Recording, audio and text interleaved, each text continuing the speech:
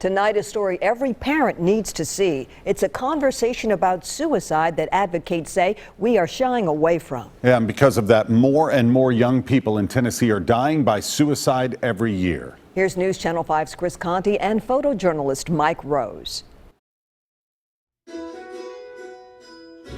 Just getting through the day and just think about what we have.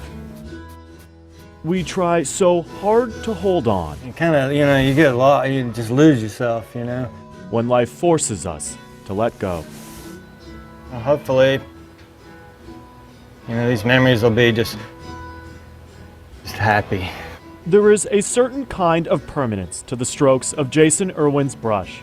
There's that little hair. It is a feeling he longs for. I'm looking at him. His works typically go for hundreds of dollars. So this is some local stuff that I do around town. But this latest portrait, he can't seem to let out of his hands. I miss him. Because before this was a painting, this was Jason's son. This gap, me to him, right here, we have this real thing. Eli Erwin's flowing blonde locks were rivaled only by his smile. He's just a sweetheart. It's very silly. Which is why his mom and dad can't explain or forget this past January. Not on our radar. No. Not that.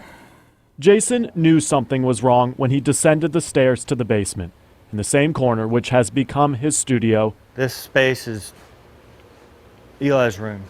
Is the spot where Jason lost his son. Still, I can't believe it. That was it.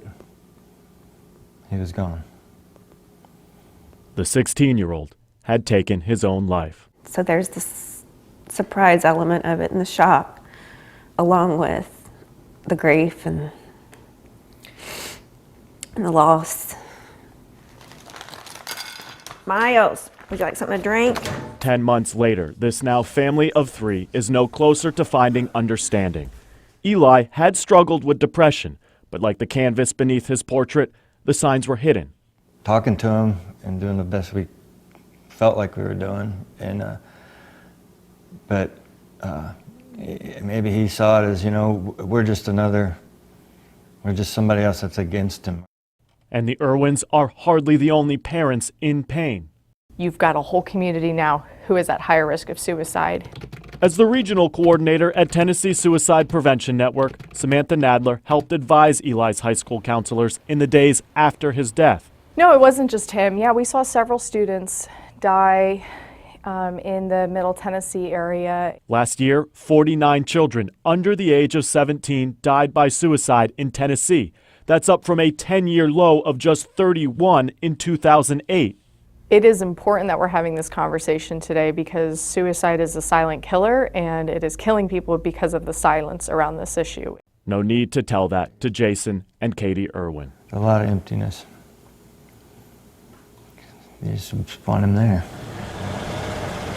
So imagine how they felt when Eli started coming back home. These are the letters. When Eli died, 2,000 people packed St. Henry's Church. Everybody misses him. A lot. Jean Marie Moles was one of them. In her eulogy, she told every person in the church to take out their cell phone. Then she said this. And set a reminder on your birthday to write a letter to Katie and Jason telling them something they remember about Eli. That was back in January. Homemade cards, store-bought cards. The letters have been showing up every day since. I never met him, but I know he was a hero. They don't come with priority postage, but to Katie and Jason, they are worthy of first class. I feel proud of him. Yeah, I was super proud. Most are memories. Some, though, are from others dealing with the same internal demons as Eli. I was able to recognize my depression and able to get help and begin a journey. My hope is to help others. For me, he was a symbol of hope. Having awareness and education around By suicide. planting seeds of kindness, belonging, purpose, and acceptance. I hope they know what an impact he had on people, whether they knew him a little or a lot.